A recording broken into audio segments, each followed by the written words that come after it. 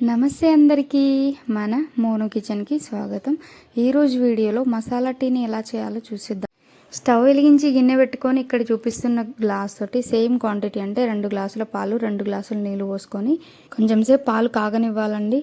దాని తర్వాత మీ ఇంట్లో ఏ టీ పౌడర్ అయితే వాడతారో, మీకు ఏ ఫ్లేవర్ అయితే నచ్చుతుందో ఆ టీ పౌడర్ని ఒక స్పూన్ టీ పౌడర్, మనం మసాలా టీ చేస్తున్నాం కాబట్టి ఇందులో చిన్న దాల్చిన చెక్క ముక్క అండి, ఈ సైజులో ఉంటే సరిపోతుంది.